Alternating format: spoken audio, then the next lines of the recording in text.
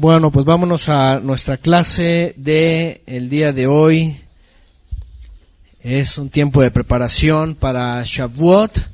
Siempre que tenemos festividad, tenemos un tiempo de preparación, lo que sea necesario, dependiendo a veces la festividad. Hay unas que nos llevan bastante tiempo prepararnos, sobre todo los que están ingresando recientemente, requieren de bastante análisis en la escritura, y pues más cuando venimos del cristianismo, que no nos enseñan más que unas cuantas teologías, unos cuantos textos fuera de contexto, y bueno, ya saben los que hemos pasado por ahí. O también, importante, cuando ya hemos pasado por algunos sistemas basados en la tradición judía, que también obviamente pues son muy influyentes en la enseñanza de la Torá. Ciertamente el judaísmo, con todos los años y con todo lo que son tradicionalmente, el judaísmo histórico, pues bueno, se jacta y quiere enseñar a las naciones, y especialmente tocar otra vez el tema, porque muchas de las preguntas que vienen a nosotros, a la casa de estudios, respecto a Shavuot, es de las cuentas diferentes pues que se llevan en el judaísmo, y que, como ya les dije hace una semana, el judaísmo celebró ya Shavuot. ¿Por qué? Porque bueno, ellos están basados en un conteo que estableció Hillel II en el siglo IV para determinar el inicio de los meses, y luego también han establecido el conteo del Omer en vez de la cuenta de las semanas, ¿sí? que vemos en la Biblia. En Levítico sobre todo. Vámonos a Levítico 23, ¿qué les parece? Porque evidentemente pues ahí está la base bíblica para saber sobre Shavuot. Hay otros textos, por supuesto, que mencionan la fiesta de las semanas, y también está la evidencia, por supuesto, en el libro de los Hechos, capítulo 2, y también más adelante cuando Shaul de Tarso habla sobre celebrar también fiestas en la época del primer siglo. Interesantemente, en la cristiandad, y sobre todo que hacen mucho énfasis sobre el Espíritu Santo, le llaman así, el día del Pentecostés, y sobre todo esa amplia gama de la cristiandad de corte carismático, que se hacen llamar pentecosteses, de donde viene el nombre, pues no llegan a conocer la famosa fiesta de Pentecostés tal cual, ni como tal, ¿verdad? Y yo creo que hay ahí también un plumazo de algún teólogo, porque si supieran la esencia de Shavuot,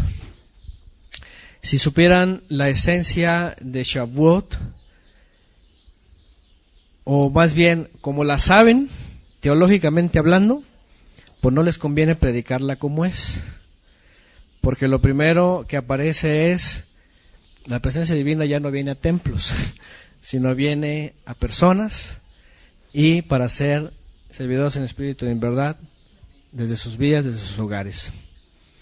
Entonces imagínense, obviamente es un mensaje que no le conviene a los sistemas que tienen templos. ¿Por qué? Porque dicen, acá está el templo, aquí está la casa de Dios, y ya saben todo lo que hemos hablado, ¿no? Y bueno, ya hablaremos eso más adelante. Pentecostés y pentecostales, por ahí, que tiene que ver con ese día. Pero bueno, vamos a ver la base bíblica, vamos a ver los elementos, vamos a recordar lo que significa. Hay unas cosas que hay que recordar. Espero no ser repetitivo con ustedes. Algunos ya han escuchado muchos años de esto, pero les puedo hacer un examen. ¿Están, sí? Los que han escuchado muchos años. No, yo creo que además podemos aportar, ¿no? Adelante cuando quieran, así como cuando están en el chat, me lo ponen. No están en el chat, pero aquí pueden decirlo. Nomás levanten la mano y, ¿vale? Para que se enriquezca. Esta cita santa, especialmente con Bikurim. ¿Se acuerdan que hablamos de Bikurim? ¿Qué significa Bikurim? Primicias, pero que en hebreo no aparece Bikurim. ¿Qué aparece? ¿Qué palabra? Para ver, a ver si son buenos estudiantes. ¿Qué aparece en la época de Pesaj en las primicias de la cebada, la palabra, en vez de primicias? A ver quién gana, si ustedes o los que están en YouTube. Aunque ellos van atrasados como 15 segundos. ¿Nadie se acuerda? ¿De verdad? A ver, Gogi. Eso, Reshit. La palabra Reshit. Ok, Reshit, que viene de Rishon, primero. Que es lo primero de lo primero. ¿Se acuerdan que dijimos lo primero de lo primero? Bikurim es primicia. Pero puede haber primicia de las aceitunas, del aceite, puede haber primicias del trigo, puede haber primicias de los árboles, de los 7 frutos, excepto uno, obviamente, de los 7 frutos que se mencionan en la Torah. Según la tradición judía también los ponen, aunque hay más, obviamente, hay unos que solamente se mencionan. Pero los primeros de los primeros dijimos que son los de la cebada, que se les llama Reshit, le llaman Bikurim al ofrecimiento de las primeras espigas de la cebada, pero en hebreo aparece como Reshit, que es la cabeza de todas las primicias, que dijimos que simbólicamente representa la resurrección del Mesías, y las primicias, cuando dice que Él se levanta, dice que se abren las tumbas y se levantan otros. Ajá. Estas dos citas santas, o estas dos ocasiones que Israel acercaba los frutos al templo, al Bet Hamikdash o a la casa santa, estaban relacionadas, obviamente, como lo hemos visto antes, con productos de la tierra. Entonces, número 1, vemos en Levítico 23 que están conectadas las primicias de la cebada con las primicias del trigo. ¿Sí? Los dos son Bikurim, pero uno es Reshit, la cabeza de todas las primicias. Y esta festividad de Shavuot se le conoce también como Bikurim, que son también las primicias, pero ya no son Reshit, sino son las segundas. Y recordamos lo que hemos estudiado antes, porque primero son los que se levantaron con Mashiach en aquella época, cuando Mateo 28 dice que se abrieron los sepulcros y se levantaron santos y los vieron. Y otros son las primicias de el trigo. Vamos a recordar cómo están conectados, y vamos a recordar también, como dice aquí la escritura, de cómo hay que llegar a Shavuot, porque la pregunta más recurrente es: ¿por qué vamos a celebrar Shavuot, este Yom Rishon, y por qué no lo hicimos según la casa de Judá? Ya saben que o los Yehudim o la tradición judía, o los rabinos, o el mesianismo, todo ese conglomerado, ¿no? Bueno, Levítico 23 dice en el 9 en adelante, para iniciar con las primicias, lo primero de lo primero, Reshit. Dice: el Eterno habló a Moshe y le dijo, verso 10, 23:10, habla con los hijos de Israel y diles que cuando ustedes hayan entrado en la tierra que voy a darles y cosechen su trigo, deberán llevar al ministro una gavilla como primicia de los primeros frutos de su cosecha. Bueno, esta versión, no traje mi versión, ni tampoco lo estoy poniendo en YouTube, esta no sé cuál es, pero no sé si en las de ustedes dice del trigo, porque mies, pero no sé si en hebreo, no sé si alguien sabe en hebreo qué palabra viene, porque evidentemente aquí iba a hablar de la cebada, no el trigo, pero bueno. Deberán llevar al ministro una gavilla como primicia de los primeros frutos de su cosecha. El ministro mecerá ante mí la gavilla para que yo la acepte. La mecerá un día después del día de reposo. Aquí hay la primer clave. Un día después, dice, la mecerá un día después del día de reposo. ¿Cierto? Hemos dicho antes, y lo vuelvo a repetir para los hermanos que han preguntado y los que van a escuchar, los que estén escuchando. Número 1. Las citas santas están marcadas según el calendario del Eterno, número 1. Número 2, el cual en Génesis dice que está particularmente seccionado y marcado por la lumbrera mayor, la lumbrera menor y en general por el ciclo agrícola. Dice Génesis que el Eterno estableció las lumbreras para marcar los días, los meses, los tiempos, los años. Sabemos que el calendario del Eterno no está basado solamente en un aspecto, sino está basado en todos los aspectos, ¿sí? En el movimiento del sol, el movimiento de la luna, el movimiento de las estaciones en general y el tiempo de la siembra y la cosecha. Es importante recordar que en todos los tiempos bíblicos el pueblo de Israel usaba la lumbrera menor para marcar los meses. Incluso ahora en el estudio de Torah nos hemos topado con algunos textos, ¿se acuerdan?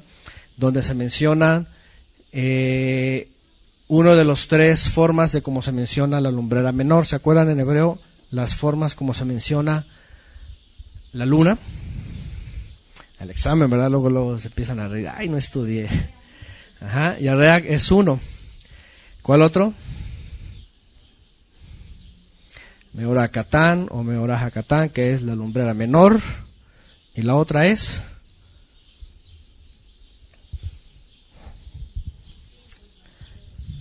¿Cuál?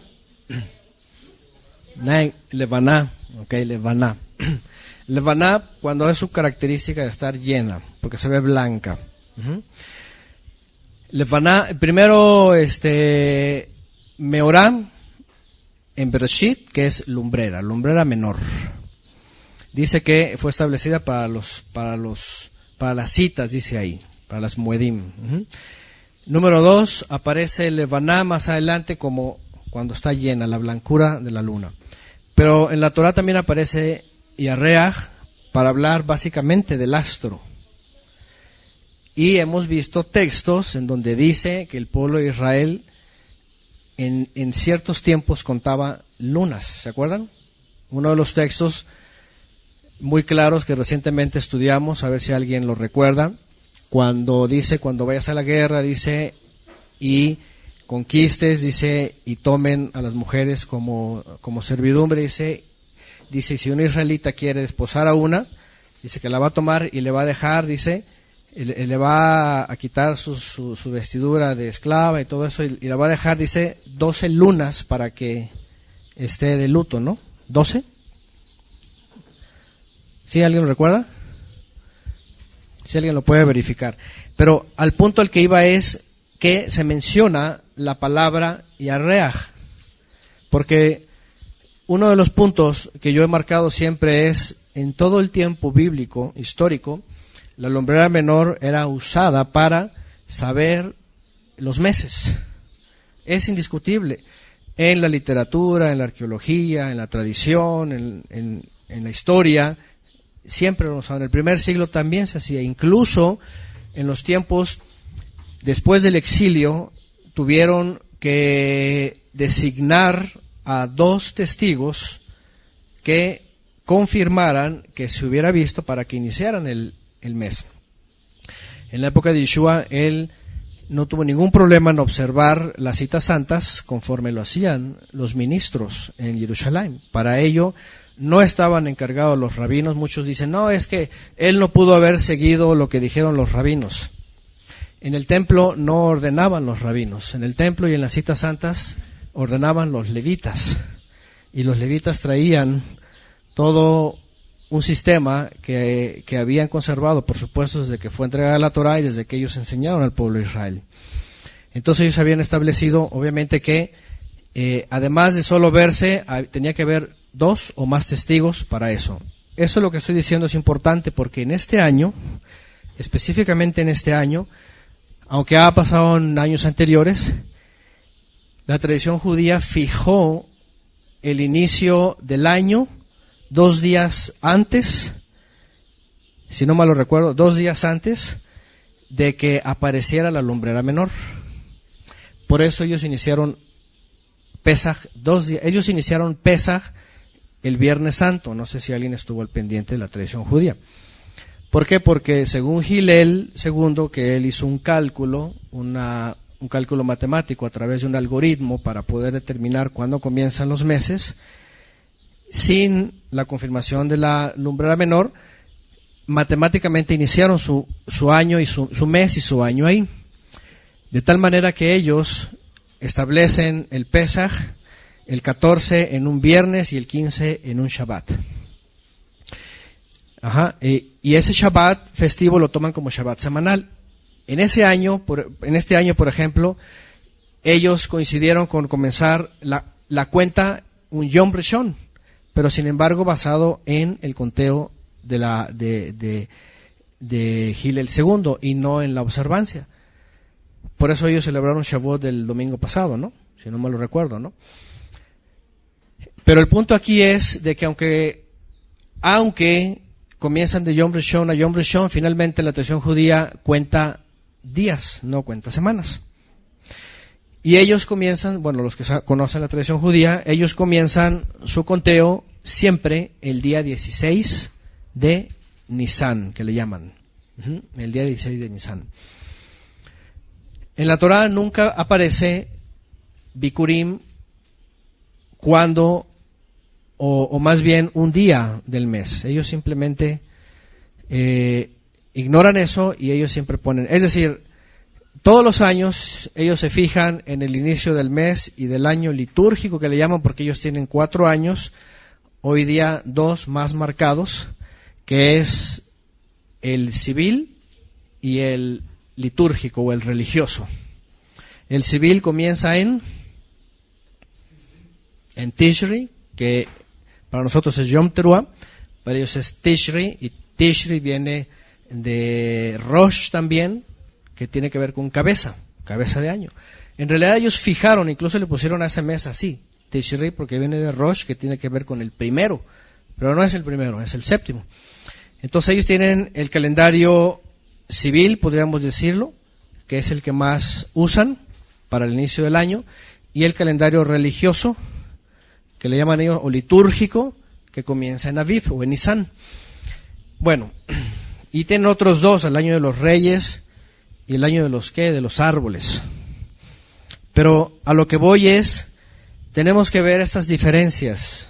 Los que pasamos por el judaísmo entendemos cómo hay estas variantes, y es como todo. Sí, en la cristiandad hay variantes, en el judaísmo también hay variantes, y básicamente en la literalidad. No estoy diciendo que son controversias, en la literalidad. Ustedes van a ver aquí lo que acabamos de leer. Número 1 es entonces que el ministro iba a tomar Reshit y lo iba a llevar, dice que lo va a mecer, dice después del día de reposo. Es decir, no dice el día 16 de el mes primero, diferente a todas las demás festividades, excepto obviamente Bikurim y Shavuot, los 2 Bikurim, porque el resto de las festividades están fijadas en días. Por ejemplo, Pesaj es el 14 de Aviv, ¿sí? Matzot son del 15 al 21. Yom Teruah, el día 1 del séptimo. Yom HaKippurim, el día 10 del séptimo. Y Sukkot, del 15 otra vez al 21 al 22, por el Shmini Atzeret. Es muy claro. Pero para Bikurim y para Shavuot no se dicen días del mes. No hay. ¿Qué encontramos entonces? Bueno, día de reposo. Después del día de reposo es el día primero, número 1. En la tradición judía dicen, ¿qué día de reposo es este? Ellos dicen, bueno, el día de reposo, dicen ellos, de Pesaj, de Matzot, del primer día de Matzot. Por eso siempre lo establecen como el día 16, siempre. Porque para ellos el 15 es el Shabbat de Pesaj, y después de Pesaj, dicen ellos, comenzamos, y además ellos cuentan el Omer. Dice la Torá que se iba a llevar un manojo de espigas, de cebada. Aquí no sé por qué esta versión le pone de trigo, pero es cebada. un manojo de espigas de cebada del peso de un homer al santuario, y el ministro la iba a mecer, ¿cierto? Es lo que dice. Pero no dice que se iba a llevar todos los días durante 50 días. Si dijera eso, y el pueblo de Israel tomará y llevará primicias todos los días, desde el día primero, el día segundo, baja la Omer, ese es el rezo, ¿verdad? Baja la Omer, la cuenta del Omer. Entonces sería muy claro, ok, vamos a llevar el Omer todos los días. Pero no dice así, dice que nada más un día lo iban a llevar, ¿cierto? Bueno,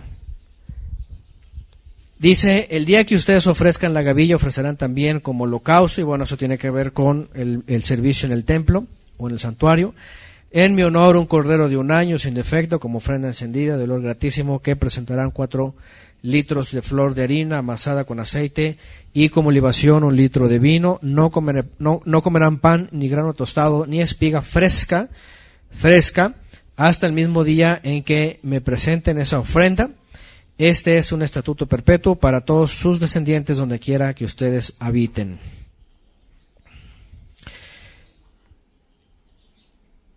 Y bueno, no hay mucho detalle aquí que mencionar, más que además no podían tomar del nuevo fruto hasta que fuese tomada la primicia. Verso 15, y aquí viene, vean lo que dice, a ver, sus versiones viene lo mismo. Dice, deberán contar 7 semanas completas a partir del primer día después del día de reposo, es decir, a partir del día en que ofrecieron la gavilla de la ofrenda mecida. Contarán, y aquí donde viene el que hemos estudiado antes en hebreo, que dice el día 50, hasta el día siguiente, ¿qué dice? Al 7º día de reposo. Entonces ofrecerán al Eterno el grano nuevo. No sé si en sus Biblias igual coinciden de la misma forma en las palabras. Hay unas que en el hebreo, como dice 7 reposos, Shabbatot, se traduce como 7 semanas, como en esta, que es lo mismo. Ahora, una semana completa es una pregunta que la puede responder cualquier niño, ¿verdad, Gogi? Una semana completa es de qué día a qué día. Si termina en Shabbat, ¿cuándo comienza? El domingo, el día primero, Yom Rishon. Es decir, es muy claro el texto cuando dice 7 semanas completas, y dice en el 16, contarás hasta el día 50, dice hasta el día siguiente del 7º día de reposo. Yo sé que ustedes todos ya lo saben perfecto, es más, lo podrían estar enseñando como yo. Porque ya lo han escuchado, ya lo hemos aprendido todos los años. Ya. Pero hay hermanos, fíjense, que necesitan saber esto, porque dicen, a ver, ¿cómo es que ya celebraron y qué hacemos y por qué ahorita? Y ¿cuál es ese Shabbat? ¿Y por qué el Shabbat? ¿Por qué el 16? ¿Y por qué ellos toman el día 15? Entonces, eso para poder ir contestando a los hermanos que necesitan saber eso.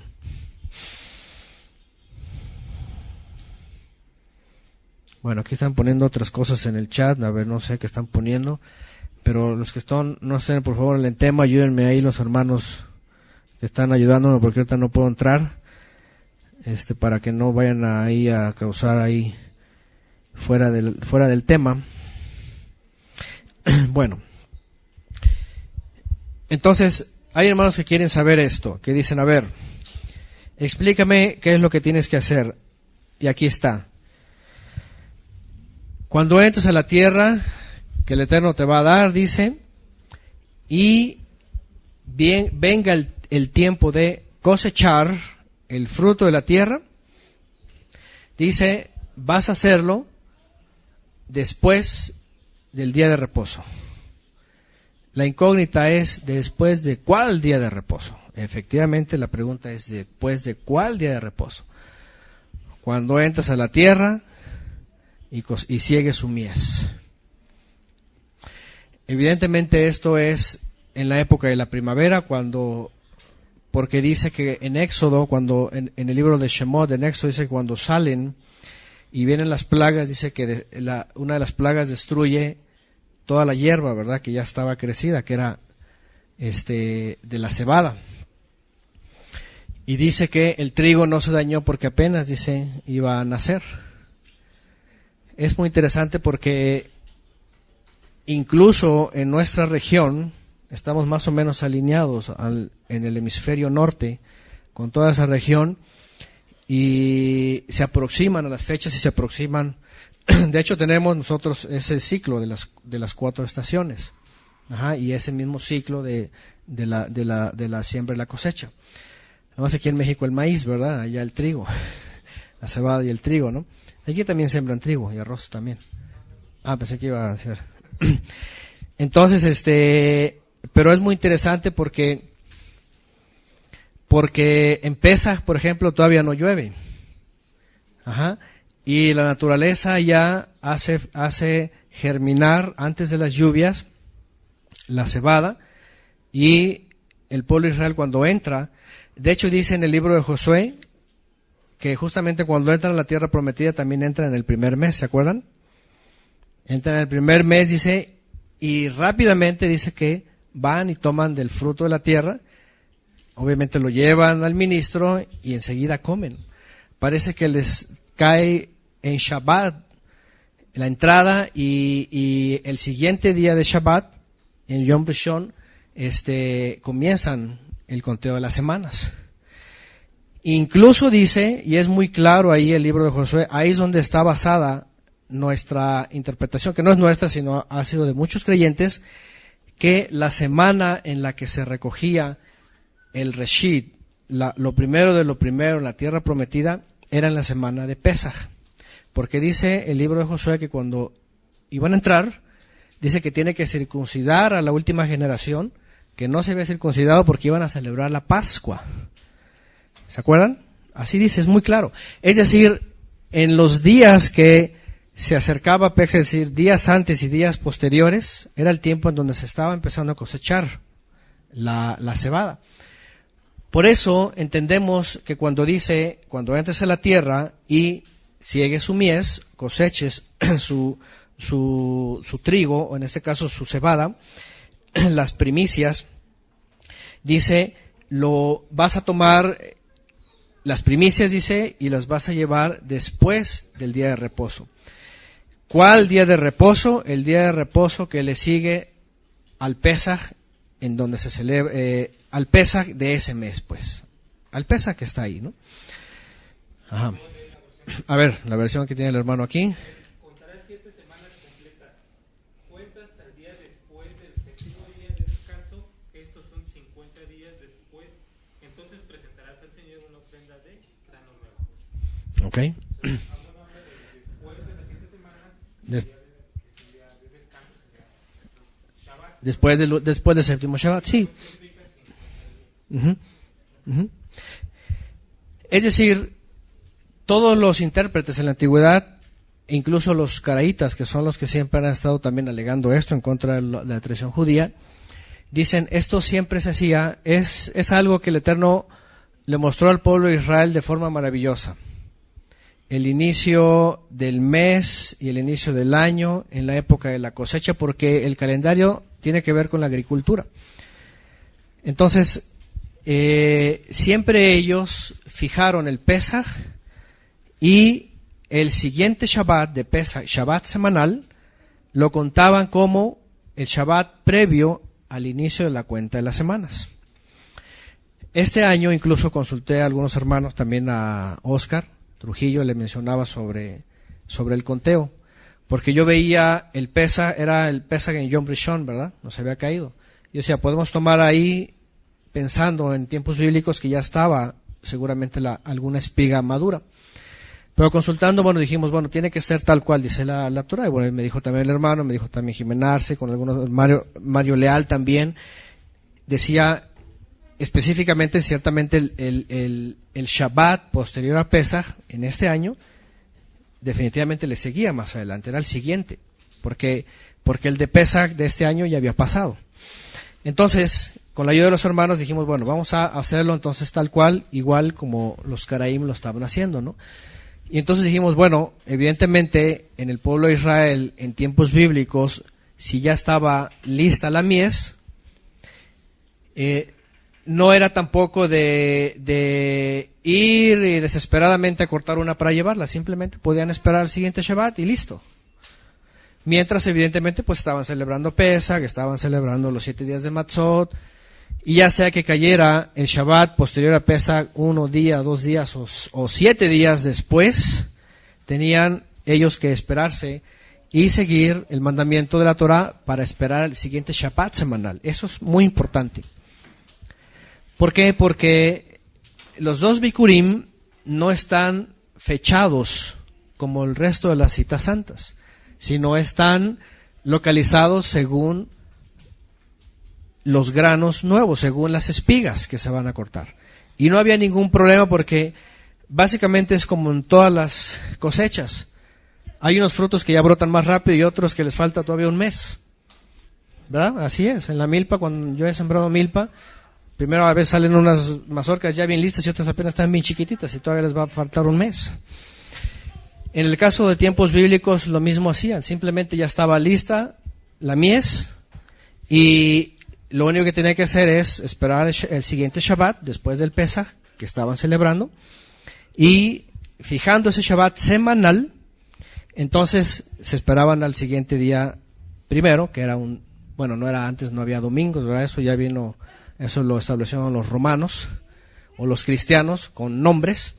Pero era Yom Rishon. Ahora, la semana siempre ha sido igual, también ya hemos hablado de esto, de la historicidad sobre la semana que traemos, ¿no?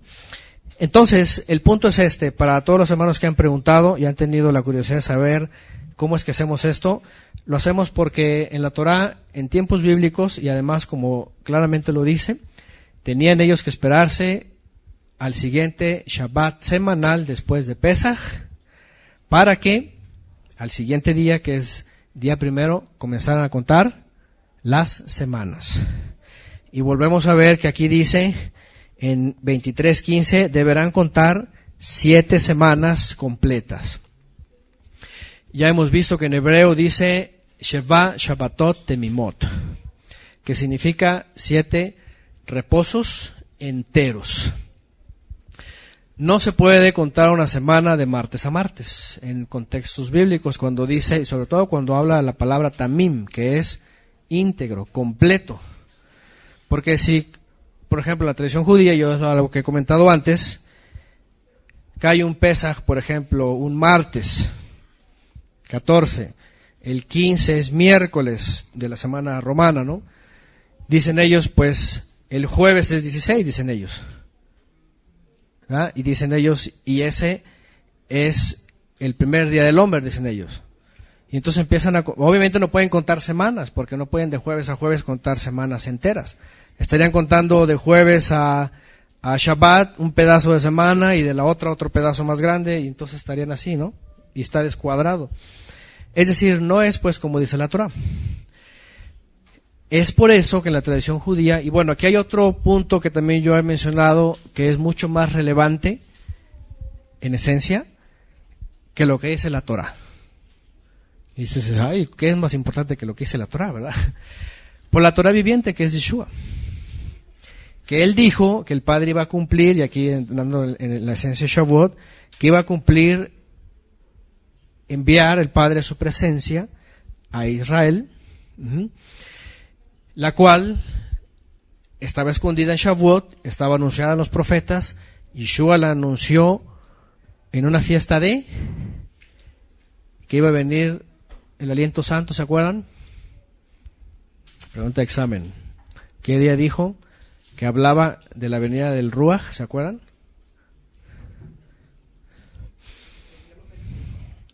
¿Qué día lo mencionó? ¿Qué festividad lo mencionó? ¿En qué festividad?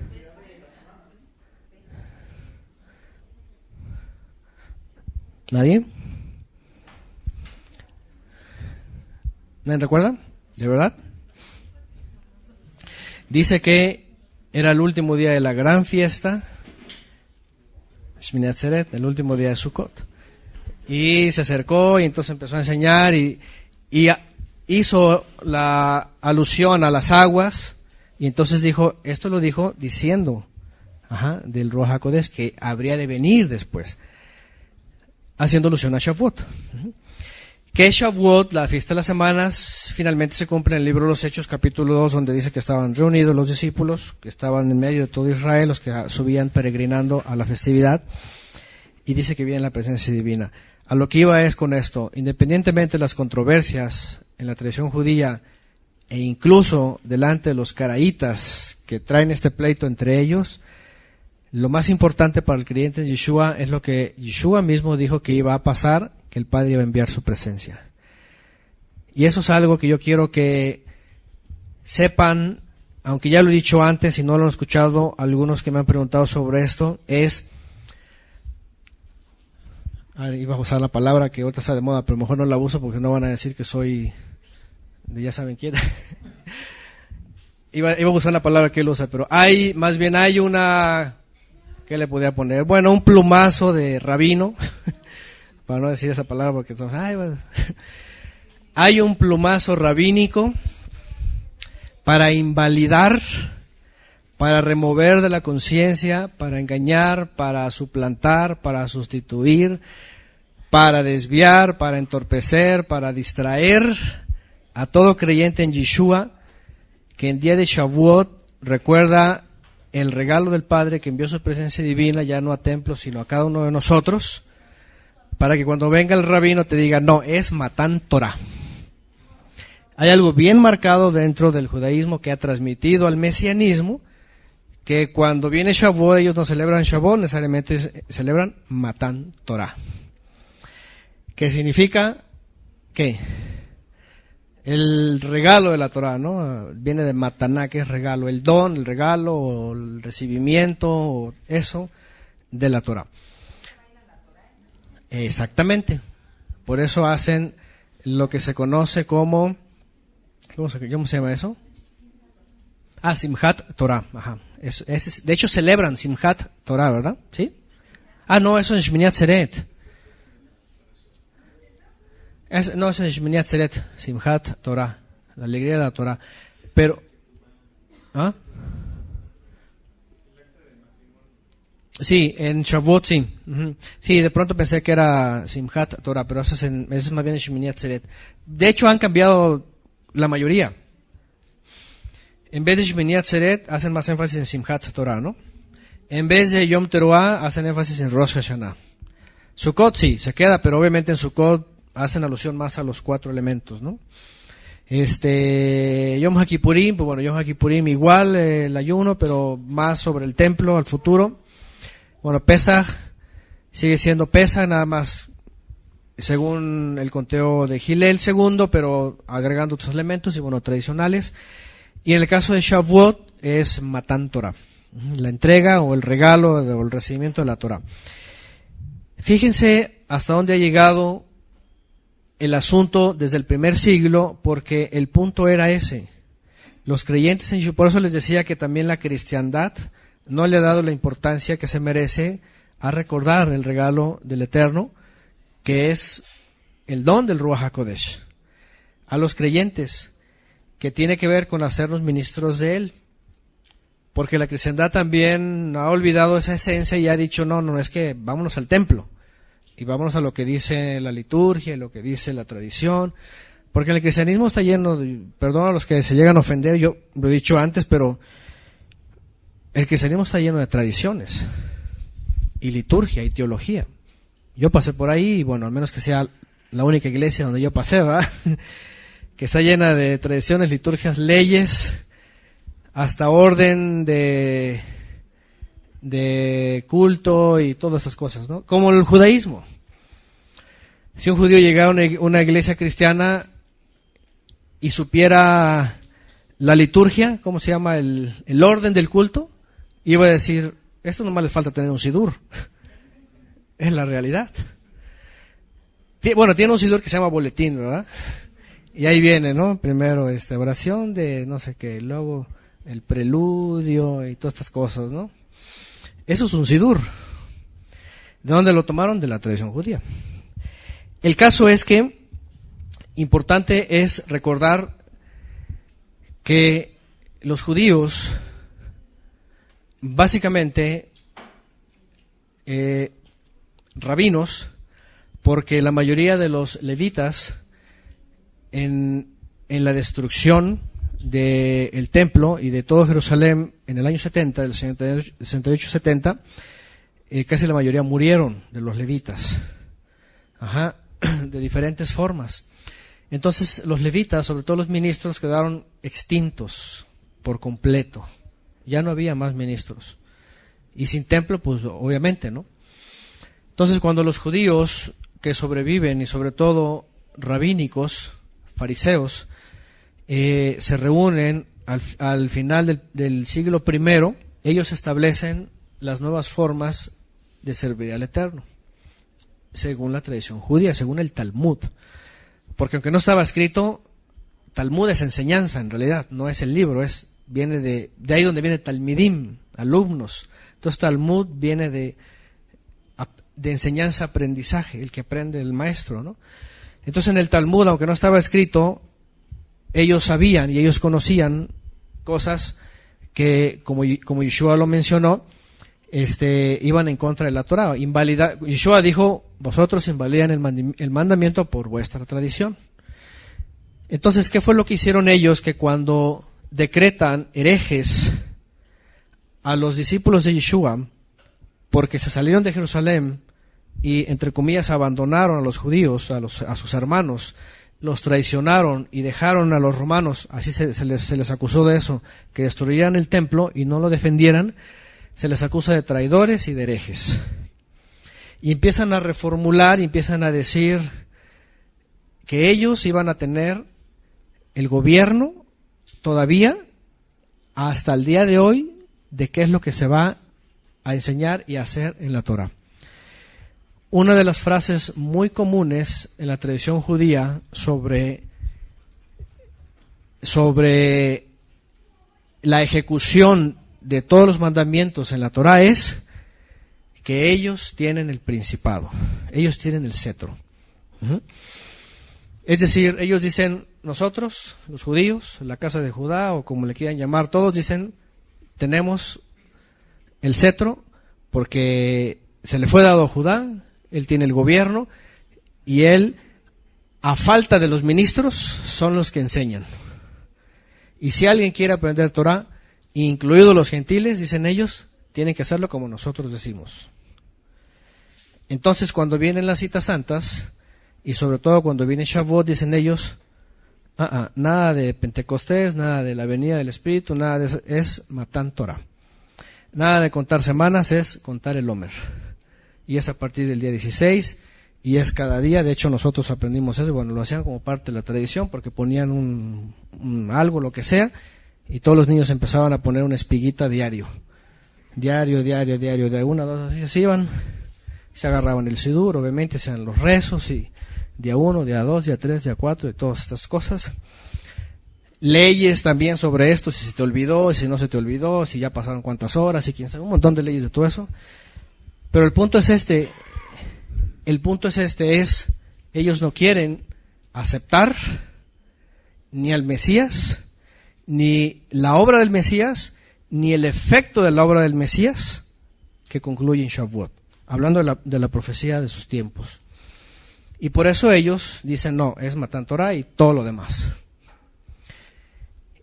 Y además en Matán Torah tienen sus leyes, ¿no? ¿Cuáles son sus leyes? ¿Él les recuerda? Oscar, ¿las recuerdas? Bueno, aparte de contar el Omer, llegan al día 50, como decían hace rato, es una representación de la boda.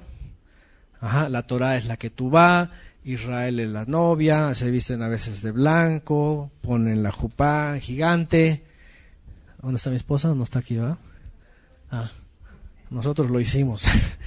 En Mérida pusimos así la jupá, con la que nos casamos también, y a todos los hermanos de blanco, así todos, la leche y la miel, porque ellos hacen la Torah es como la leche y la miel, y todos digo como la leche y la miel, y la comida también, todo tradicionalmente tiene que ver con eso, ¿no? Es decir, su tarea de ellos es decirle al que se acerca al conocimiento de la Torah, decirle, nada tiene que ver con la venida del Espíritu Santo. Obviamente para ellos eso no existe, ¿no? Ellos están en contra de todo eso. Porque imagínense cuando acepten eso. De hecho, en la tradición judía dicen que Shavuot es la fiesta más importante de todas. Dicen, porque si no existiera Shavuot, dicen ellos, no hay nada, porque si no hay entrega de Torah, dicen, pues no hay nada de lo demás. ¿Se dan cuenta? Imagínense. Y para los creyentes en Yeshua, de hecho, debe ser de lo más importante. Porque si no hubiera venido la presencia divina, ¿qué seríamos de nosotros? De todo menos de Yeshua. De todo menos de Yeshua. Entonces, eso es, Shavuot de hecho es como la tesis y la antítesis dentro de los no creyentes y de los sí creyentes. Y por eso es muy importante también entender. Ahora, por otro lado también vemos que añadido a eso, la festividad, ya dijimos, no tiene día en el mes de inicio, ni día de cierre, porque para la tradición judía siempre comienza el 16 de Nisan y siempre termina el 6 de Sivan, ¿verdad? Siempre. Ustedes van a ver, es más, bájense el Kaluaj ese, el calendario judío, y vean todos los años, todo el tiempo, todos los meses, siempre Shavuot es el 6 de Sivan. Siempre. Y yo les digo a todos ellos, díganme en la Torah un solo versículo que diga que Shavuot lo celebraban el 6 de Sivan. Y yo lo hago. Obviamente no lo existe, ¿no? Entonces, esto es más que una controversia. Esto es cómo es que queremos agradar al Eterno.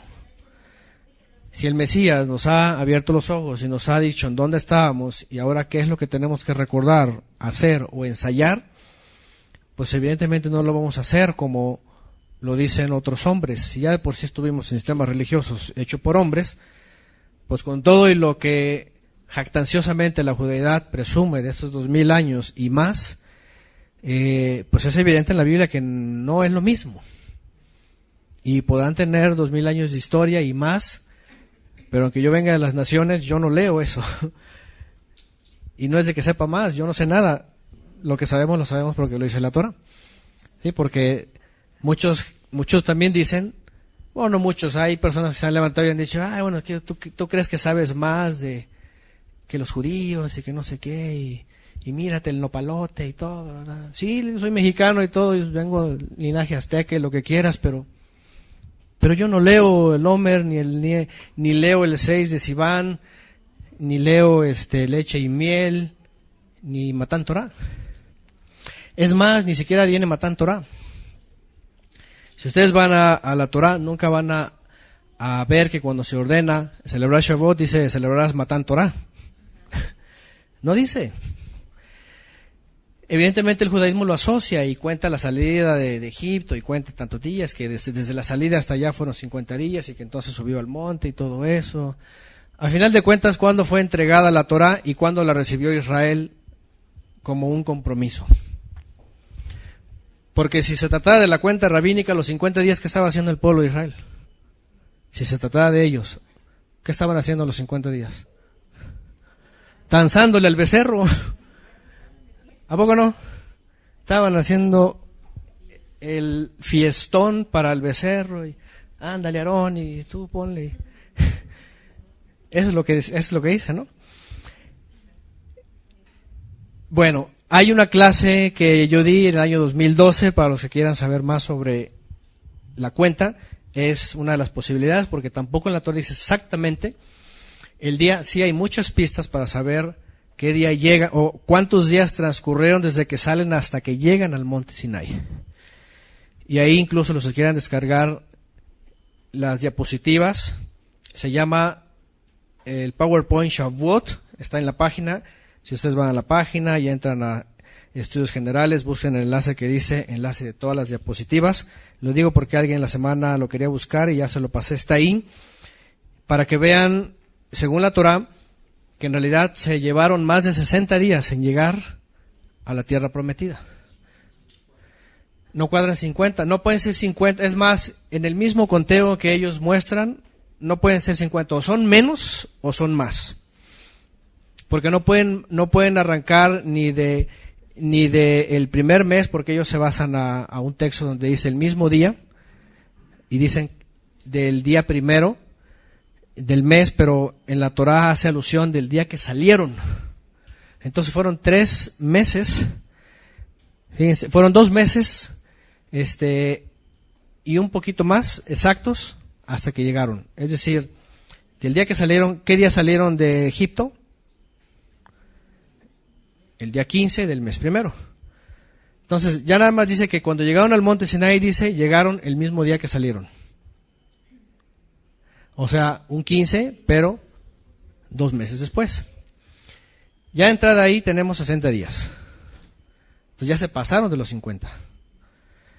Pero todavía asúmenle que dice, y llegaron, y dice, y Moisés les dijo, lávense, santifíquense, dice, hoy y mañana, y al tercer día dice el Eterno Sabaoth. Entonces, por lo menos 60, sino hasta a 63 días seguramente. Entonces hay varios detalles ahí que en la Torah, en hebreo, es mucho más claro, aparece eso. Y esto lo digo porque el judío hace mucho énfasis en Matan Torah. Y entonces habla de todos estos números.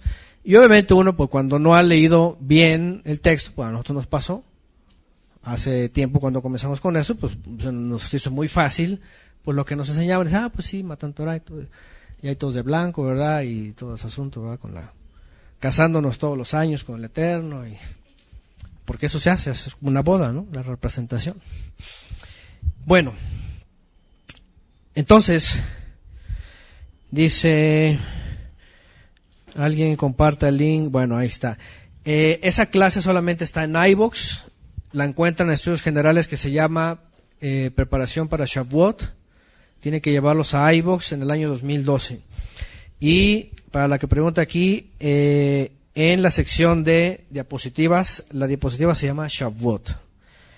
Si alguien tiene de veras muchos problemas en localizarlo, ahí está Enrique, ya está poniendo. Si alguien tiene problemas en localizarlo, de iVoox, que me escriba mi correo después.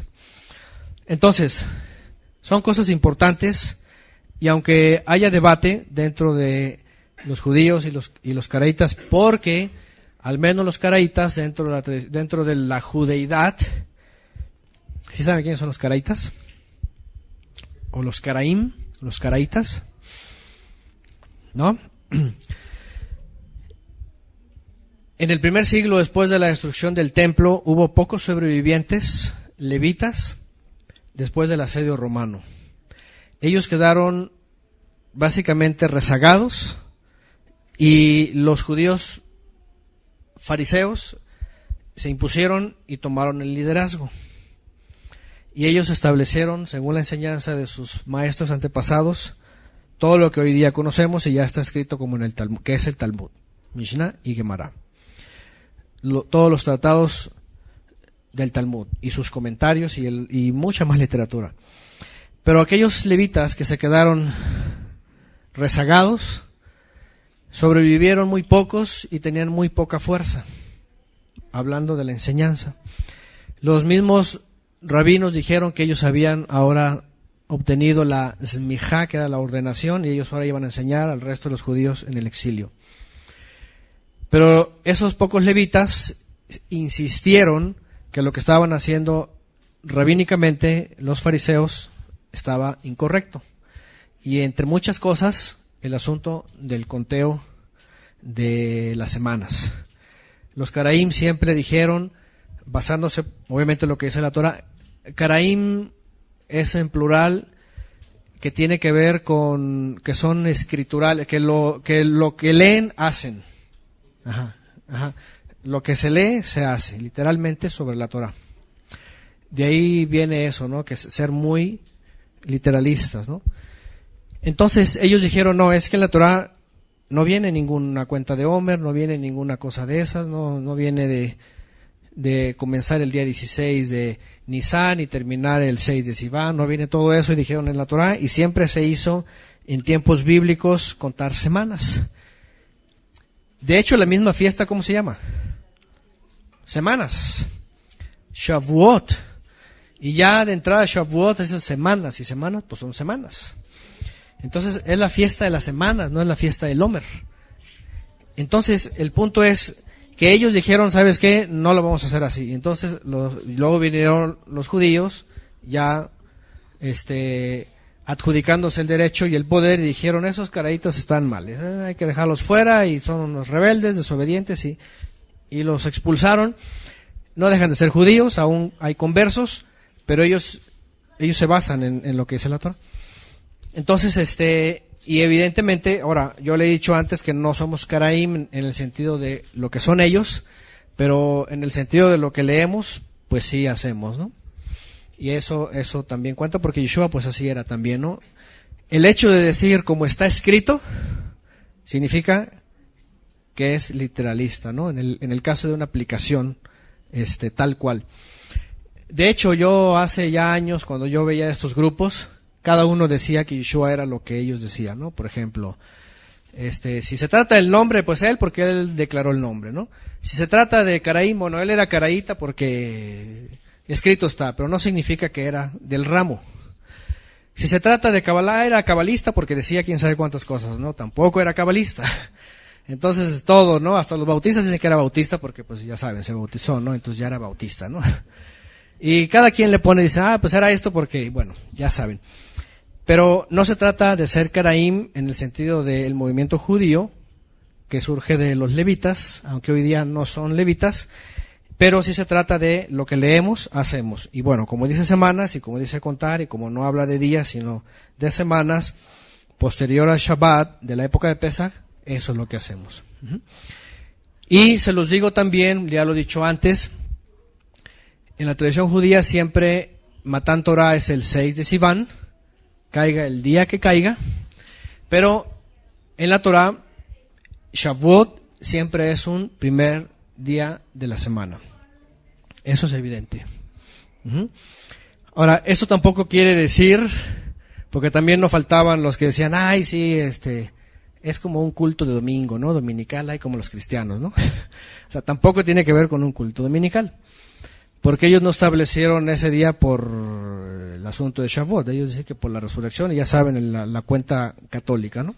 Y la imposición del domingo de Constantino también en el siglo IV. Es muy curioso porque en el siglo IV se establecieron muchas leyes fijas para la tradición judía y para la tradición cristiana.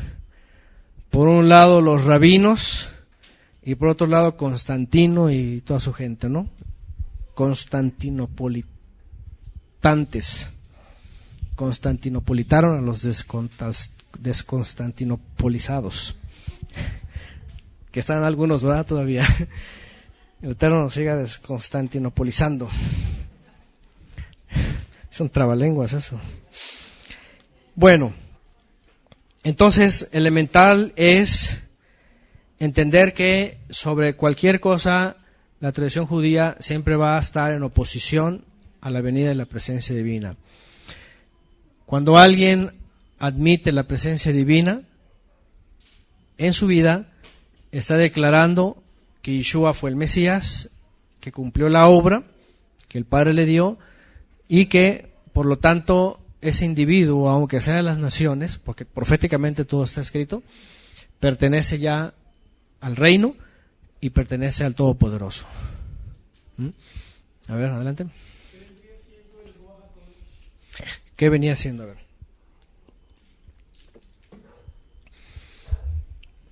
Repetimos la clase de la serie de 5 clases que tenemos sobre el Ruach HaKodesh para responder a esta. Aliento de santidad, es la traducción, le tradujeron Spiritus Sanctis, ¿verdad? ¿Cómo es en latín? Una cosa así, ¿no? Espíritu Santo. ¿De dónde viene espíritu? ¿Quién sabe? ¿Verdad? Pero bueno, se interpreta como el aliento, ¿no? O la presencia divina. En el arameo se usó la palabra Shejinah, ¿verdad? Que es presencia. La Shejinah, la presencia. Que lamentablemente la tradición judía la metió en la deidad femenina o la parte femenina de Hashem, dicen ellos, ¿no? Ruach HaKodesh, que es aliento de santidad o viento. La palabra Ruach simplemente, literalmente se traduce como aliento o viento. Es decir, es la presencia del Padre invisible, manifestada al ser humano cuando toma vida. Dice que cuando forma al hombre en la tierra, dice que sopla, ruach, y entonces dice se hace un ser viviente, aliento de vida. Pero cuando Él, desde arriba, por su amor y su perdón, por medio de la obra del Mesías, sopla aliento de santidad, entonces nos da de su presencia para que participemos de la esencia divina, en la cual, dice la Escritura, nos hace renovar, nos transforma para ser nuevas criaturas. La realidad es de que es el Padre actuando en nosotros, porque por otro lado vienen otros sistemas y que la Trinidad y que no sé qué y la... ¿Cuál otra de los tres? La triada. Hay uno que es el unitarismo. No, otro de las tres formas. ¿Cómo se llaman estos grupos?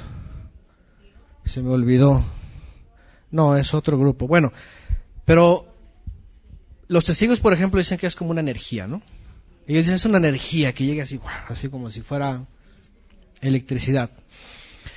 Los trinitarios dicen que es Dios en la segunda persona, no, en la tercera persona, ¿verdad? Dios Padre, dicen ellos así, ¿no?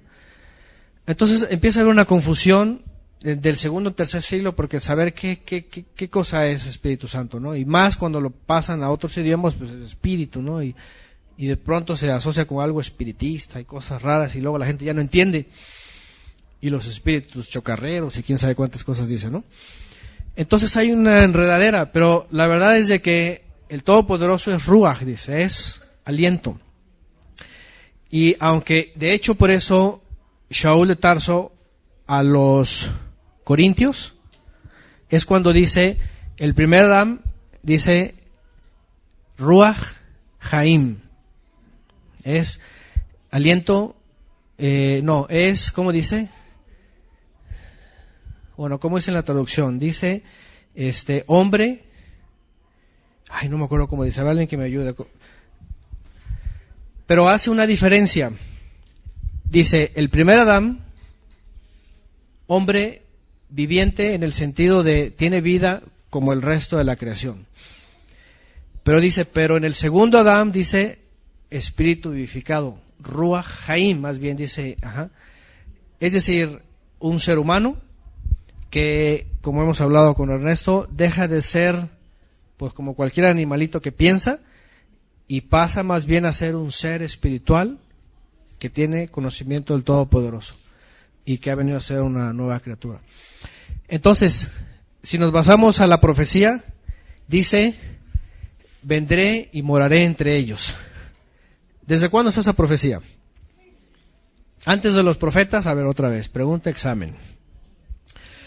Y hemos hablado de esto hace hace 2 años muy insistentemente. Alma viviente, ¿en dónde dice? Ok, alma viviente. Y el postrer Adán, Ruach, vivificante. Ahí está la diferencia. Alma, ¿se acuerdan? El alma terrenal que sopla y vive y se levanta. Pero Ruach Haim, Ruach, aliento vivificante, entonces es aquel que ya tiene la capacidad de entrar en la eternidad. Esa es la gran diferencia.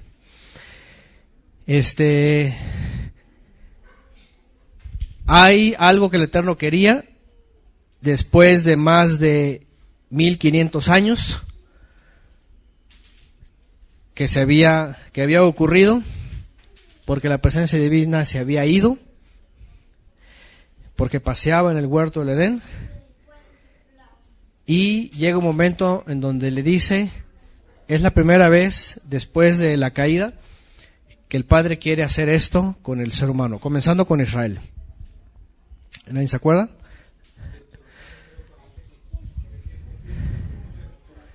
Antes, 40 años antes. En la salida, Éxodo 25:8. Harán un santuario para mí y habitaré entre ellos. Él quería desde entonces descender y habitar en medio, entre. De hecho, la palabra en hebreo tiene que ver con entre Israel. Harán un santuario para mí y habitaré entre ustedes. Es decir, iba a descender y en la medida de su consagración, porque los primogénitos iban a estar consagrados al principio, iba a haber esa habitación que se iba a ampliar. Imagínense cada primogénito de cada familia como santuario. Imagínense nada más la repartición de la presencia divina. Hasta que todo Israel llegara a hacer eso y contagiara a todas las naciones. Ya sabemos que no ocurrió y que incluso el Eterno dijo: voy a ir contigo, nada más porque Moisés me lo está pidiendo. Pero dice, pero va a ir el campamento fuera. Perdón, el santuario fuera del campamento. ¿Se acuerdan que dice que sacaron el campamento? El santuario del campamento, y la presencia divina iba ahí, pero iba fuera del campamento. Es decir, el pecado es lo que separaba a la presencia divina. Entonces, a lo que vamos es, el Padre lo que quería era eso. No sé si más o menos va a responder a la... ¿sí? Quería él que es... Y la gran diferencia es esto: aliento de santidad es para apartarnos, para hacernos diferentes y para hacernos hijos de Él, parte de su familia. De ahí vienen todos los demás conceptos: conciudadanos de los santos, miembros de la familia, hijos de Él, herederos de los lugares celestiales. Todo viene dentro de lo mismo, ¿no? Pero bueno, esto es, y todavía para seguir complementando esta profecía cumplida, si desde Éxodo 25:8 viene eso, e Israel entra en una controversia hasta que finalmente viene alguien que demuestra lo que el Padre quería para ser servidores en espíritu y en verdad, que es David, y levanta un pequeño tabernáculo y se trae el arca del pacto, y aunque era de la tribu, eso es bien interesante, aunque era de la tribu de Judá, no levita, aunque sus hijos no eran ministros, les pone el efod, aunque no estaba ahí el santuario, no estaba ahí la casa, la tienda, que se llamaba la tienda, aunque nada de eso, dice, él se trae el arca y él funge como ministro, siendo de la tribu de Judá. Es decir, en la vida de David realmente está la sombra del Mesías, porque a Yeshua se le califica como de la tribu de Judá, y siempre el pleito de los judíos es, pero él no es levita, ¿cómo va a ser gran ministro? Pues David tampoco era levita y se puso el efod, y sus hijos ministraban, y entraron al santuario y entraron a la presencia divina, y él fue ungido además. Entonces ese era el punto elemental, y ciertamente por eso el judío dice, Matán Torah es lo más importante, porque sin Matán Torah no hay demás fiestas. Pues Shavuot es muy importante, porque sin la presencia divina en nosotros estuviéramos perdidos, celebrando Navidad y todo lo demás, celebrando el paganismo, o simplemente de ateos, o lo que sea, perdidos.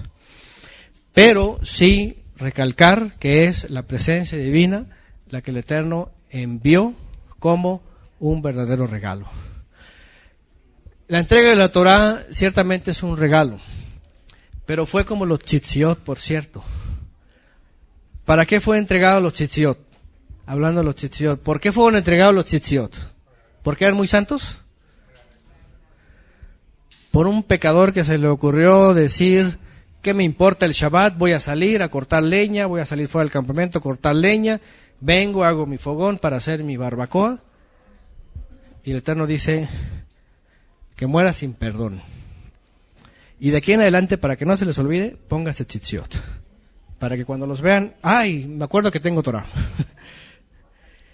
Dice, Shaul de Tarso dice, esa Torah entregada por Moisés, porque Moisés tenía que interceder para saber a ver qué tiene que hacer. De hecho, esa es la gran diferencia. La Torah entregada por el Eterno y la Torah entregada por Moisés. La Torah de Moisés. Porque él tenía que venir y decir, ¿qué hago? Y tenía que implementar más mandamientos por la rebeldía. Que al final de cuentas todo el pueblo de Israel tenía que cumplirla tal cual. Hasta el mismo Mesías. Dentro de la cultura y de los usos y costumbres. Fíjense nada más. Para ser parte. Incluso en el Evangelio dice que Yeshua mismo, fíjense nada más, Yeshua mismo tuvo que entrar a la Tevilá de Yohanan. Y Yohanan decía, ¿pero cómo? Si yo soy el que tengo que ser lavado por ti, dice. ¿Y qué dijo Yeshua? Para que se cumpla toda justicia, ¿eh? Porque iba a estar observándose por todos. Y por eso también Shaul de Tarso luego dice, él nació bajo la ley. Y cuando aquí habla bajo la ley, bajo todo el conglomerado de las leyes, no solo de la Torah, sino también dentro de la misma tradición. Cosas que eran parte de los usos y costumbres. Aunque evidentemente no cumplía tradiciones que definitivamente iban en contra de la misma Torah. Ahí sí decía no. Es obvio, ¿no? Sin embargo, pues el punto otra vez es, el Mesías enseñó y le dijo a los discípulos, y claramente después de Pesaj, después de su resurrección, incluso después de estar con ellos 40 días, ese 40 días que también es tiempo de prueba, él asciende a los cielos, llevado por el Padre, y les dice que se queden ellos, porque iban a recibir, ¿qué? ¿Matan Torah? No. Iban a recibir el Ruach HaKodesh, la promesa. Dice, quédense, dice, no se vayan. Es más, todo era una bola de galileos metidos en Jerusalén. Y si él se iba, pues vámonos a Galilea. Y no, dice, no se vayan, quédense en Jerusalén. De aquí a pocos días, dice, serán llenos de la promesa del Padre, que ya estaba escrito antes. Y ese era el plan del Eterno. Tomar de entre ellos y después de entre todas las naciones un pueblo para sí, para él soplar entre ellos, entre nosotros, y entonces nosotros nos convirtiéramos en parte de ese santuario. Shaul de Tarso lo dijo. Shaul de Tarso, un ex fariseo de fariseos de la escuela de Gamaliel, diciendo esas cosas, por eso dijeron, este tipo está loco, este tipo ya es un hereje. Le dijeron que sí, que ya había apostatado, y de ahí le inventaron cualquier cantidad de cosas, porque él entendió la profecía. Bueno, no entendió, se le fue revelado como nosotros. Sí, todo hasta a la fecha hay hasta gente que le hace series del falso apóstol, ¿no? Puras cosas locas que ni entienden. Y nada que ver, al contrario. Todo lo contrario. Si hay alguien que entendió para podernos enseñar, pues fue ese hombre. Que él mismo lo dijo. Tengo toda mi escuela farisea, dice, por basura, dice, por seguir al Mesías. Entonces, es importante no solamente entender esta controversia dentro de la judeidad, lo que hacen y por qué lo hacen, cuáles fueron las motivaciones en el primer siglo, sino la gran importancia de que cuando venimos a celebrar Shavuot, y primero que nada fijamos el inicio del mes y el inicio del año, como viene en la Escritura, fijamos Pesaj, fijamos Matzot, fijamos Shavuot, fijamos Bikurim, contamos semanas y nos reunimos en Shavuot, hacemos lo que la profecía ya nos ha dado a nosotros, ¿no? Dentro del primer grupo de profecías cumplidas, que son lo que se conoce como las fiestas de la primavera, ¿no? Primavera y verano, porque ahorita ya entra la época del verano. Y por eso cuando cantamos, y los cantos también que tenemos nuevos, hablan de eso. Hablan de la presencia divina, hablan de que somos santuario, hablan que somos casa de... Habla de que... Incluso hasta hay un canto ahí que espero que no sea molestia para algunos, porque hay algunos aspectos en la cristiandad que logran entender y que los hacen cantos, y son bien apegados. Nosotros aprobamos cuando hay algo apegado y lo podemos usar. Sí, espero que no le cause. Ya lo hemos cantado antes, no he recibido una inconformidad de alguien, pero a veces algunos cantos que creen que son de la cristiandad, por ejemplo, creen que son herejes, ¿no? No, el punto con el problema en los cantos de la cristiandad, y peor hoy porque ya se salieron totalmente, ya son románticos, ya son quién sabe de qué, pero todavía hace 3 décadas, 4, todavía había mejores cantos, más apegados. Hoy día ya no sé ni qué cantan. Pero lo que voy es enfocados en la profecía cumplida y en la cual nosotros declaramos, reconocemos y además vivimos. Que es la presencia divina finalmente enviada. Lo que quiso el Eterno al principio, Éxodo 25:8, lo que quiso desde un principio, y que ni el pueblo de Israel, ni ningún otro pueblo que hubiera sido llamado, ni siquiera el mexicano que hubiera sido llamado a aquella época, ningún pueblo hubiera alcanzado eso. Obviamente el Mesías fue el que lo hizo, para que todos disfrutáramos de esa presencia divina. Obviamente también, y eso lo vamos a ver ya en nuestra reflexión de Shavuot, y a lo mejor el hermano Castrejón mañana nos comparte algo también. Después sigue el resultado de Shavuot, porque en Pesaj, ¿qué anunciamos de nuestras vidas? Libertad de la esclavitud de este mundo, ¿no? Hasta cantos alusivos también hablamos del gran libertador, ¿verdad? Que nos liberó. En Matzot, pan sin levadura, Él vino a quitar la levadura de nuestras vidas y nos presentamos igual, ¿no? Bikurim, la resurrección. Y Shavuot. A ver, niños, ¿qué estuvieron estudiando días pasados? ¿Los qué? Del Ruach. Los frutos del Ruach HaKodesh. ¿Se acuerdan? ¿Sí? A ver, de los niños que estudiaron, ¿dónde están? Ahí están todos. A ver, Dara, Avi. ¿Cuáles frutos recuerdan? Amor, paciencia. ¿Sí? A ver, otros. A ver, ¿cuál más, Shirley? ¿Te acuerdas? A ver, los demás. No vayan a copiar, ahí está el árbol de los frutos. Dependiendo de la traducción, ¿no? A veces cambian un poquito las palabras: benignidad, bondad, mansedumbre, dominio propio, shalom, ahavá.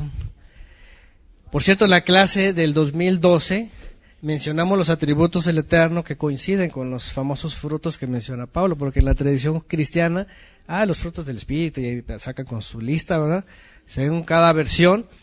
Pero en esa clase vimos cómo son los atributos del Eterno mostrados, y que Yeshua los ejecutó fielmente en su vida aquí en la tierra, cada uno.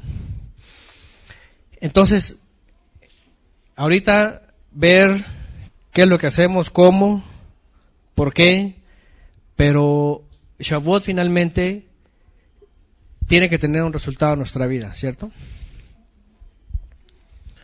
Si la presencia divina viene en nosotros y nos hace nuevas criaturas, tenemos que ser nuevas criaturas. Ahí es donde aplica: mi persona vieja, mi vida vieja, las cosas viejas pasaron. Es como quitarse la ropa vieja que traíamos, andrajosa, sucia, manchada, con todos la suciedad. Yo he hecho esa reflexión. Hace rato me volvió a pasar lo que he mencionado antes, que pisé el recuerdo que dejan los cuadrúpedos. Ya saben, cuando uno lo pisa, una cosa que quieres meter tu zapato a todos los procesos de limpieza. Pero nada más imagínense que veníamos así delante del Creador, con ropas así sucias y apestosas a putrefacción, y una vida sin instrucción, sin luz, sin camino. Y Él dice, despójate de toda sociedad que te voy a dar ropas limpias. Nuevo calzado para caminar en las sendas de justicia.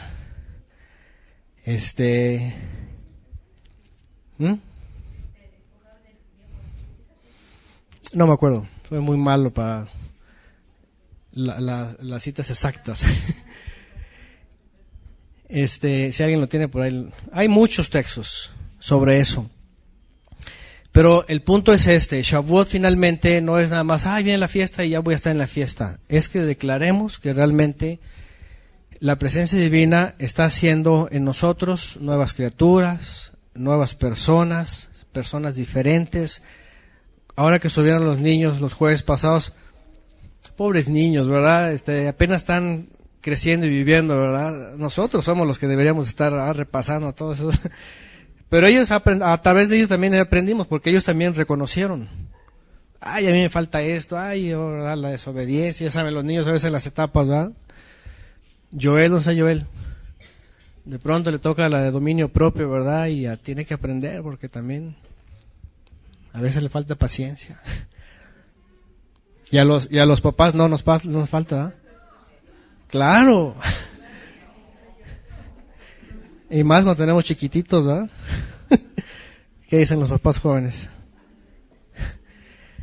De verdad que ahí es donde entendemos qué sería de nuestras vidas si no tuviéramos la ayuda de la presencia divina en ocasiones de esas. Porque cuando de plano no hay ninguna ayuda divina, el ser humano se desborda y hasta golpes.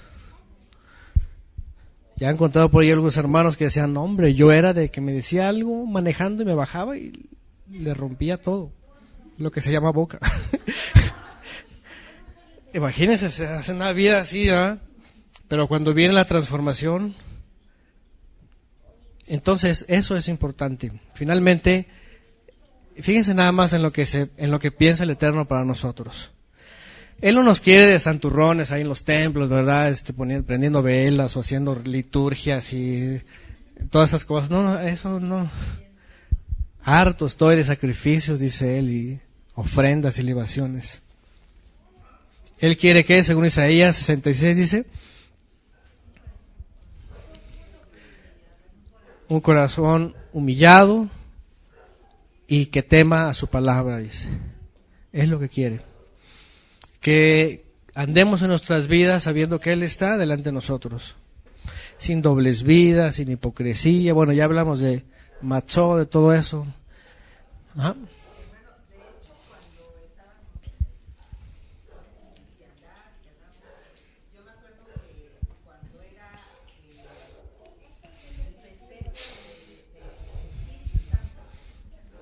Ajá.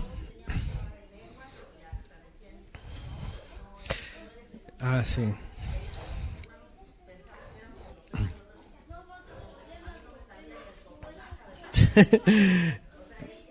Nada más el Yabba Dabba Doo, ¿verdad? Dicen los hermanos. Si no salen las lenguas, invéntate una Yabba Dabba Doo. Como Rambo, sácalo. Sí, la sección de la cristiandad que celebra Pentecostés es para eso. Creen que eso es hablar lenguas. Y eso ya, dicen ellos, ya recibí otra vez cosas de los hombres, emociones, desbordes, cosas que el Eterno no pide. El Eterno está pidiendo que hablemos tantos idiomas. Él nunca pide eso. Otra vez ni liturgia, ni nada de eso, ni... Él quiere vidas transformadas. Que su presencia nos haga, ahora sí, diferente a la cizaña que no da fruto, al buen trigo que dé fruto. Y fruto agradable delante de Él. Con nuestras vidas. A final de cuentas, podemos hacerle a los religiosos engañar a todo el mundo, engañar a los hermanos, a nuestros padres, engañar a todo el mundo y presentarnos como los más santos. Pero aquel que lo sabe todo, no lo podemos engañar. Entonces, más vale que vengamos con esa conciencia, ¿verdad? De que somos realmente un buen trigo y que traemos frutos verdaderos de cambio. Y eso al final es lo importante, porque también no solo habla de nuestra actitud o nuestra reacción, no solo habla de nuestro comportamiento, no solo habla de lo que el Padre quiere que vivamos, porque tampoco está esperando ni liturgia, ni tampoco está esperando personas perfectas, que no se equivoquen en nada, ¿no? Sino personas que sepan reconocer cuando se han equivocado y que estén siendo transformados todo el tiempo. Y además, otra vez, porque podemos hablar de muchos frutos, ciertamente Shaul de Tarso menciona unos aspectos, pero frutos hay muchos más, formas de expresar la presencia divina son muchas más, pero otra es también, definitivamente, y como lo hemos estado haciendo, es despojarnos de nosotros toda religión, toda liturgia, toda tradición, toda enseñanza de hombres, toda esa que no es agradable al Eterno. Sobre todo, y obviamente, como lo hemos marcado y remarcado, lo que invalida su instrucción, ¿no? Entonces, pues bueno, más que la controversia, más que la literalidad en la Torah, que lo que hacemos, cómo lo hacemos, por qué lo hacemos, quién lo hace, es la esencia de Shavuot. En la clase del 2012 también, esa clase estuvo muy larga y hablé de muchos detalles. Quien quiera escucharla, quien no la ha escuchado y quiera escucharla, adelante. Y si la quieren escuchar otra vez está bien, porque hay muchas cosas que a veces se pasan.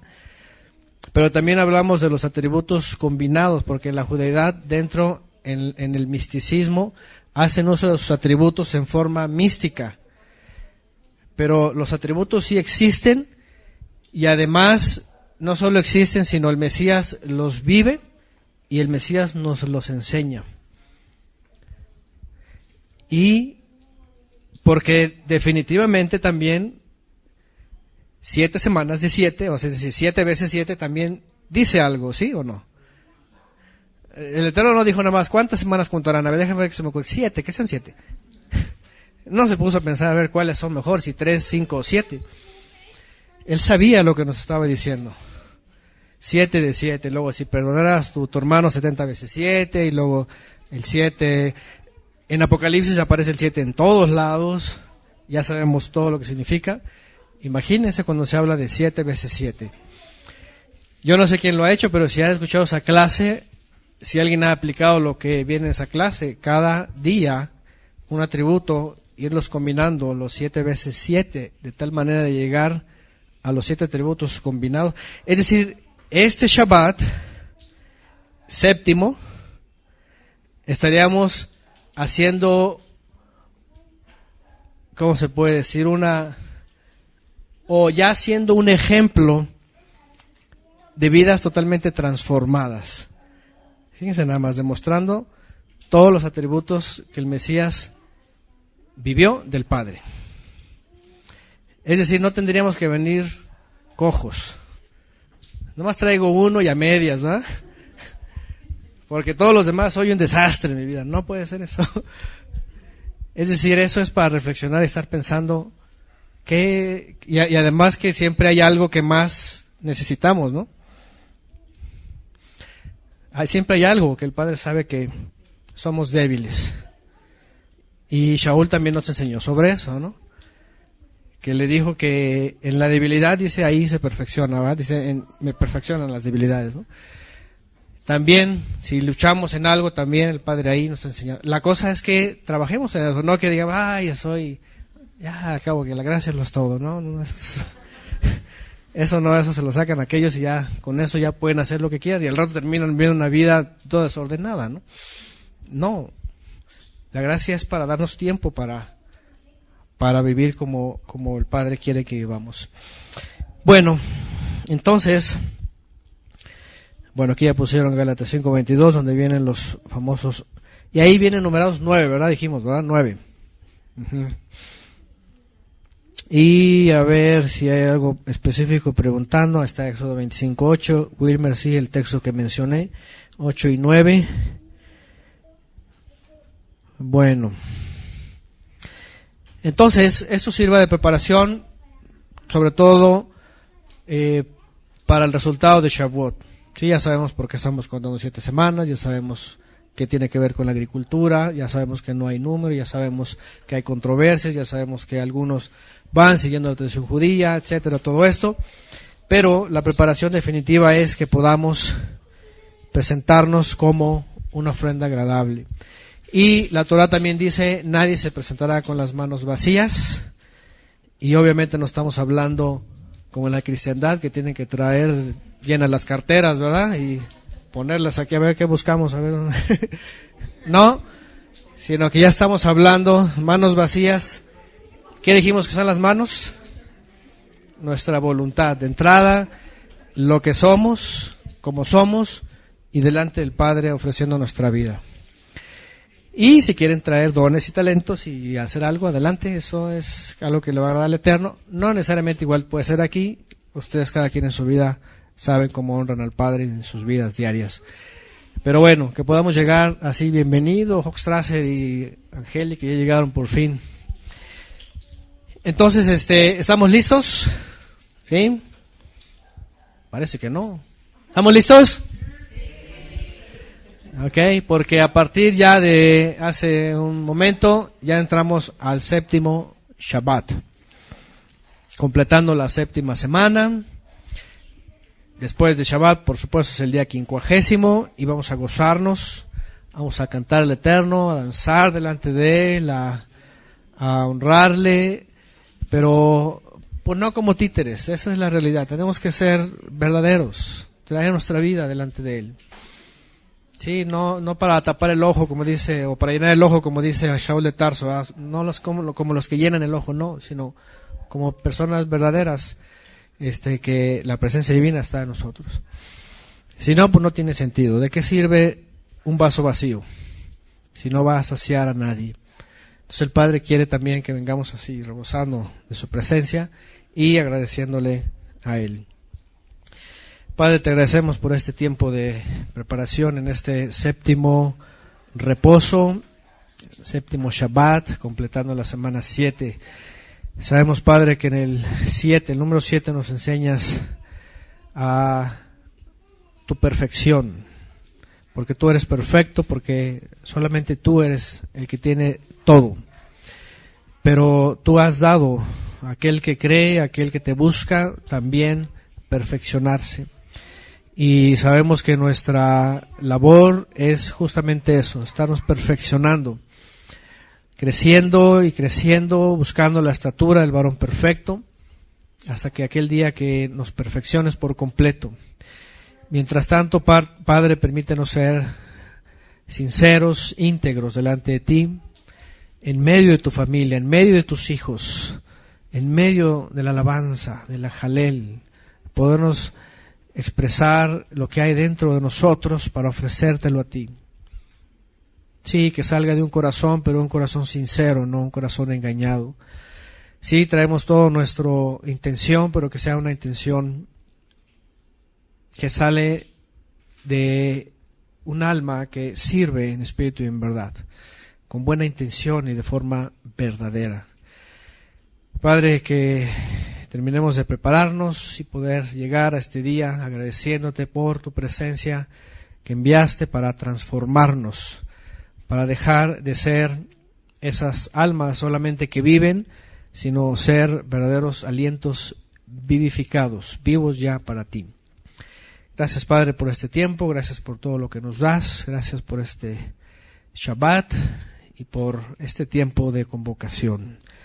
Te lo agradecemos, Padre, por los méritos del que está a tu diestra, aquel que es Rey, por ahora mientras alcanza la creación perdida, aquel que es ministro y también por el cual enviaste tu presencia también sustituto. Mientras tanto, mientras Él vuelve, tenemos esta garantía, Padre, tu presencia que nos hace santificarnos y además nos hace esperar con anhelo, en el nombre de Yeshua. Amén. Amén.